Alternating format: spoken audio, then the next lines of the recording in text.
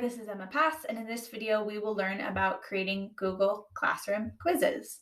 So in your classwork tab, under that Create button up at the top left, you might have noticed that underneath Assignment, there's the option for Quiz Assignment. When you click that, it will give you what looks like a normal assignment window. The only difference being is it's attached a blank Google form to the bottom of your assignment and labeled it Blank Quiz. You can edit this quiz directly from here by clicking, and it will open up the form in a new tab. And I think it's important to understand that basically what Google Classroom is doing is it's creating a new Google form within your Drive. So if you look up at the top left-hand corner, next to where it says Blank Quiz, you see a little folder. You can always check this folder to see where your file is located. And it's just going to be located in whatever Google Classroom folder you're making that quiz in. So if you're ever looking for it in your Drive, it'll be in that Google Classroom folder.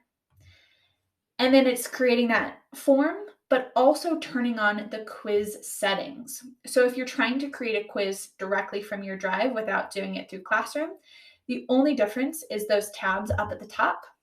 The third one over where it says Settings, Google Classroom automatically turns on this setting that says make this a quiz. Typically, Google Forms have it turned off, but again, Classroom, when you click quiz assignment, will automatically have that turned on. These are the default settings, having students' scores immediately released after they click submit. You could turn that off and release them manually later.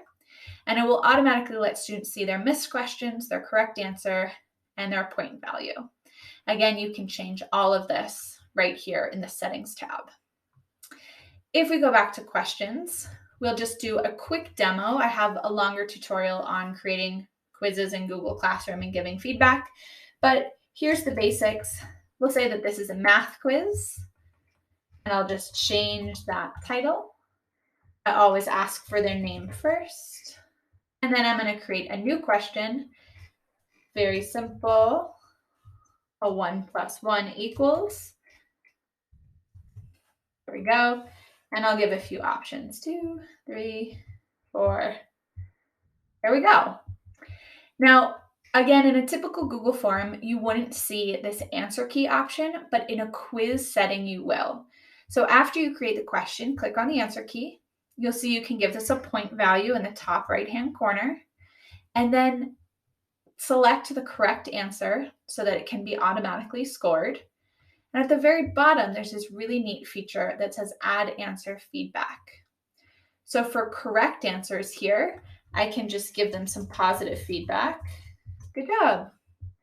For incorrect answers, I can give them hints, or I could even link a YouTube video directly into the form that will teach them about the skill that they're lacking because they missed that question. You'll now see that answer feedback is added to the form. I can click Done and continue with my quiz. Let's take a quick look at what this looks like from the student's point of view. So if you ever want to preview or test it out, the eyeball up in the top right will allow you to preview this as a student. They can put their name, and then I'm going to intentionally miss it so we can see what that answer feedback looks like. I'll view my score. You'll see I scored a 0. Here was my answer, the correct answer, and now I can watch this video. That's all you need to do to create your quiz within the Google form. Back in Google Classroom, you'll want to title it, give the instructions, and set up all this as you typically would any other assignment. The absolute coolest thing about using Google Form quizzes within Classroom is this import grade feature. So when you actually click into the student work after you've assigned the form, you'll see this blue button over here towards the top right that says import grades. And what it will do is it'll reach into the form, look for the corresponding student email that students are registered in Google Classroom with, and it will pull their grades from the form into the Google Classroom. Look over on the right-hand side. When I click import grades,